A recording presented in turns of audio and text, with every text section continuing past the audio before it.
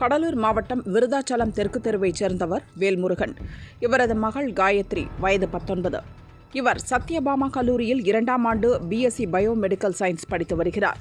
நாவலூரில் உள்ள தனியார் மகளிர் விடுதியில் தங்கி கல்லூரிக்கு சென்று வந்தார்.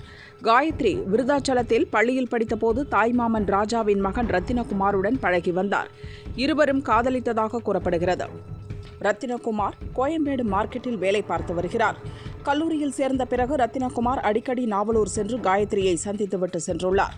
நாட்கள் செல்ல செல்ல காயத்ரி படிப்பில் தீவிரமாக கவனம் செலுத்த துவங்கினார். ரத்தினகுமாருடன் பேசுவதை குறைத்து கொண்டார். ஆனால் ரத்தினகுமாரோ சதா காயத்ரியை நினைத்து கொண்டிருந்தார்.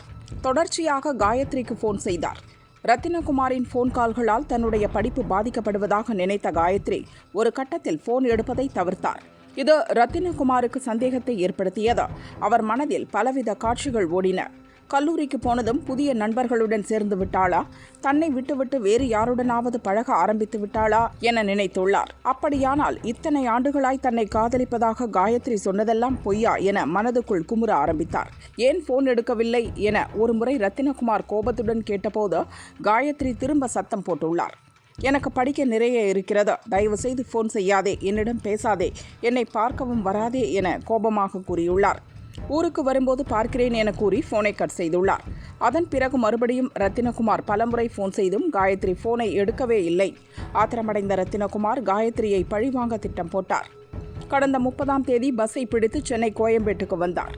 மார்க்கெட்டில் வேலையை முடித்ததும் 1/2 லிட்டர் பெட்ரோல் 1 லிட்டர் வாங்கினார்.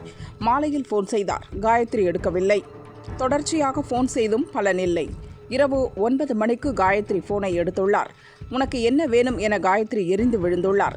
உன்னை பார்க்க நாவலூர் வந்திருக்கிறேன், ப்ளீஸ் கொஞ்ச நேரம் பேசிட்டு போயிடுறேன் என ரத்தினகுமார் கெஞ்சியுள்ளார். 10 நிமிஷம்தான் இருப்பேன், நாளைக்கு காலேஜுக்கு சீக்கிரம் போகணும் என காயத்ரி கூறியதும் ரத்தினகுமார் ஓகே என்றார். மாமன் மகன் தானே என்று நம்பி விடுதியை விட்டு வெளியே வந்த காயத்ரி OMR சாலையில் டீ சாப்பிடச் சென்றார். பிறகு கடையின் அருகில் நின்று பேசிக் கொண்டிருந்தனர். அப்போது சிறுவயதில் இருவரும் நெருக்கமாக பழகியதை நினைவுபடுத்தி பேசியுள்ளார். பழைய பேச்சை எடுக்காதே என காயத்ரி கூறியுள்ளார். உடனே ரத்தினகுமார், உன்னை என்னால் மறக்க முடியாது, என்னை கைவிட்டு விடாதே, நீ இல்லாமல் என்னால் வாழ முடியாது என கெஞ்சியுள்ளார். அதை காயத்ரி ஏற்கவில்லை. இருவருக்கும் வாக்குவாதம் ஏற்பட்டது. கோபமடைந்த ரத்தினகுமார், என்னை காதலிக்க முடியுமா முடியாதா என மிரட்டும் தொனியில் கேட்டுள்ளார். காயத்ரி முடியாது என கூறிவிட்டு அங்கிருந்து கிளம்ப முயன்றார். அப்போது ரத்தினகுமார் திடீரென பாக்கெட்டில் வைத்திருந்த பாட்டிலை எடுத்து பெட்ரோலை காயத்ரி மீது ஊற்றினார். காயத்ரி பயத்தில் ஓட முயற்சிக்க லைட்டரை பற்ற வைத்து அவர் மேலே வீசினார். இதில் தீ மளமளவென பரவியது. அலறி துடித்த காயத்ரி மீது அக்கம் பக்கத்தில் இருந்தவர்கள் தண்ணீரை ஊற்றி தீயை அணைத்தனர். பிறகு ஆம்புலன்ஸ் மூலம் கேளம்பாக்கத்தில் உள்ள செட்டிநாடு தனியார் மருத்துவமனைக்கு கொண்டு செல்லப்பட்டார். அங்கு முதலுதவி சிகிச்சை அளிக்கப்பட்டது. அதன் பிறகு மேல் சிகிச்சைக்காக சென்னை குளோபல் மருத்துவமனையில் அட்மிட் செய்யப்பட்டார்.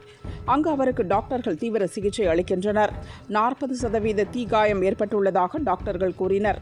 காயத்ரியை எரித்த ரத்தினகுமாரை அக்கம் பக்கத்தில் இருந்தவர்கள் பிடித்து சரமாரியாக அடித்து உதைத்து தாழம்பூர் போலீசாரிடம் ஒப்படைத்தனர். தாழம்பூர் போலீசார் ரத்தினகுமாரை கைது செய்து கோர்ட்டில் ஆஜர்படுத்தி சிறையில் அடைத்தனர்.